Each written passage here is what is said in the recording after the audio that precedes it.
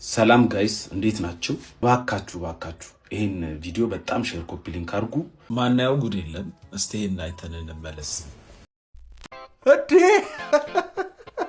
ሹፌሩ በቃ አንተ የቤት ውስጥ ዱርዬ ሆነ ቀረ ማለት ነው። የሳሎኑ ካቦ ምን ነው ደላለው? በጧቱ ያዙ ይልቀቁኛል። በሰላም ሰው በጧቱ ተነስቶ ስንት ስራ ይሰራል። አንተ እዚህ ቁጭ ብለህ ወንበር ታሞቃለህ አይደል? ካልጠፋ ድንጋይ እሺ ካልከኝማ አቀመጥብሃለሁ። ረዘብ ገብቶሃል አይደል? ድንጋይ ነህ እያልኩህ ነው። ገብቶኛል። እባክህ ድንጋይ መሆን የት ለመሄድ ነው እንደዚህ የምታጣድፈኝ? ይሄው ባለፈው ቤት ያሳየዋት ገዢ ቤቱን በጣም ስለወደደችው ዛሬ ልትገዛው ቢሮ ትመጣለች። የምርህና? አቡይሙት ወይኔ ደስ ሲል። ምንድነው እኔ ለማገኘው አንቺ ጮቤ መረቅጨው? አንተ አገኘ ማለት እኛ አገኘን ማለት አይደለም። ኤክስኪውዝ ሚ እኛ ማነን? እኛ ነና ቤተሰቦች። ብሩን ለብቻ ልትበላ ነው እንዲያሰብከው? እገጣው ጨምሪልኝ እንዴ!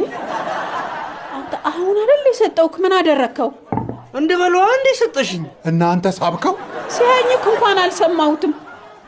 አንተ ሰምተሃል? የሚል ድምጽ ብቻ ነው የሰማሁት። ብራዘር ደቅ በይ ግባ።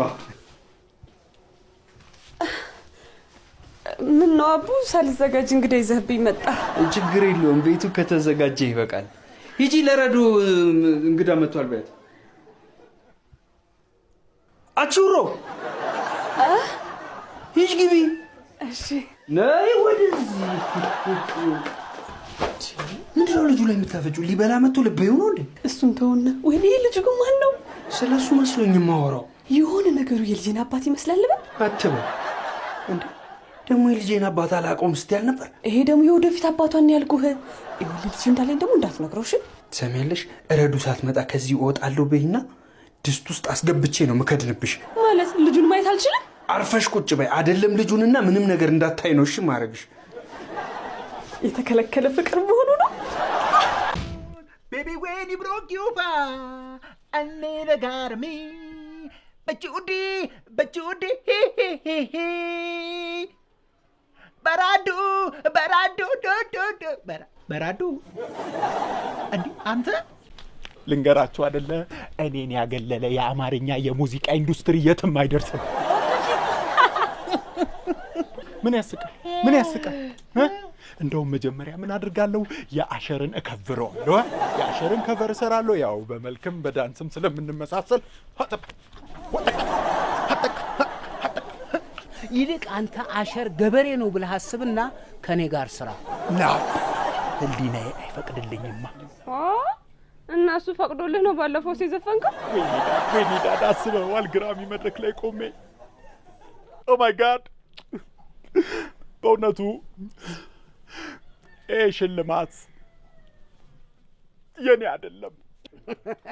አዎ እንዴ እውነቱን ተናግሮ መውረዱ ነው የሚሻለው።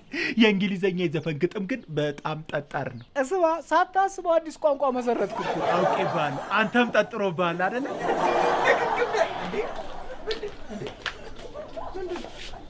እንዴ ሰው ለመዝረፍ ቢሮ ከፍተህ ነበር አላሉም እንዴ? ነበረ በእናትህ ንግድ ፍቃድ አውጣ ምናምን ነገር ብለው አልተንጓጉብኝ መሰል። ከሰረቀው ላይ ግብር የሚከፍል የለም። እባክህ ዝም ብለህ ዝረፍ እኮ። እኔ የምለው ሰው እንዴት ለዱርዬነት ቢሮ ይከፍታል? ዱርዬነት ለረጅም ዓመት ሲናቅ ሲገፋ የኖረ የሥራ ዘርፍ ነው። እኔ ግን አሁን ስሙን አድሷለሁ። ወይ በርታ፣ ጠንክር ወንድም ዓለም፣ ከጎንህ ነኝ። እዛው ከኋላውን ባኪ። ዲጂታል ዱርዬዎች ቀደሟችሁ እኮ። ማለቴ አክቲቪስቶች ለማለት ነው።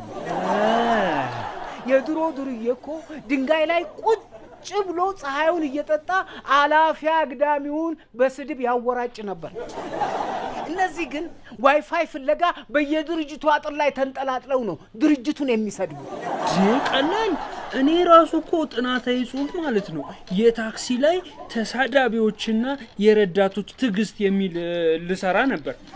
ግን በቃ ሉኩ ወደ 13,000 ምናምን ገጽ ሲመጣ በቃ ከተማዋ ላይ ሉክ ይጠፋል ብዬ ተውኩት። አይደለም ሂድ ግፋ አውራ አንተ አይደለም ጥፋተኛው ብለን የምንሰማበት ጆሮ ነው ጥፋተኛው ከጎንህ ነኝ ምናምን ስትላል ነበር እንዴ ና ቁጭ በልም አባዬ ና እንዴ ቁጭ በል ምንድነው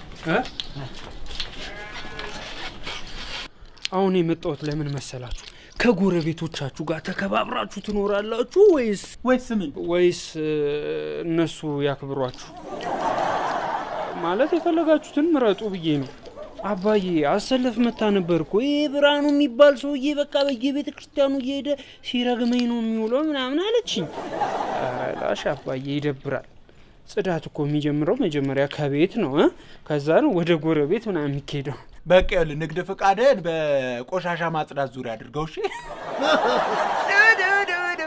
በራዶ ያብዬን ወደምያሉ የእሱ አርግማን መስሎኝ አንተ እንደዚህ አደንዝዞት የቡቲክ አሻንጉሊት ለመምሰል የምትፈጋው አሰለፍ እኔን ኧረ በእናትህ አትረግመኝም ምን ሆና በጣም እኮ ነው የሌለ ነው የምትወደኝ ደግሞ ብትረግመኝም የሆነ በቃ ፖዚቲቭ ምናምን ነገር ነው የምትረግመኝ እኔ ምን ፖዚቲቭ እርግማን ደግሞ ምን አይነት ነው እሱን ተመርምረ ነው የምታውቀው ፖዚቲቭ ነው ኔጌቲቭ ነው ይላል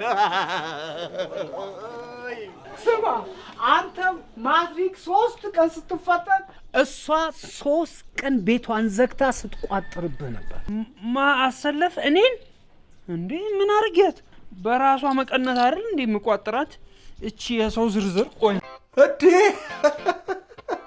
ሹፌሩ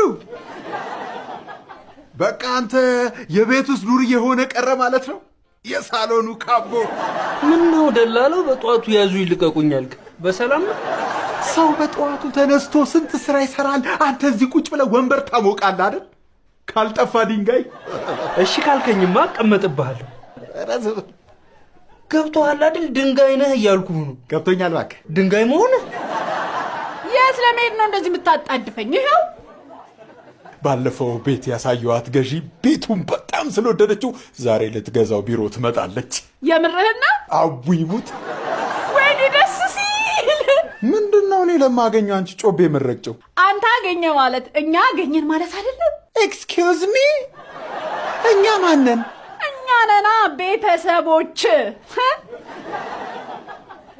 ብሩን ለብቻ ልትበላ ነው እንዳያሰብከው እገጣው ጨምሪልኝ እንዴ አንተ አሁን አይደል የሰጠውክ ምን አደረከው እንደበለዋ እንደ ሰጠሽኝ እና አንተ ሳብከው ሲያኝክ እንኳን አልሰማሁትም አንተ ሰምተሃል እሚል ድምጽ ብቻ ነው የሰማሁት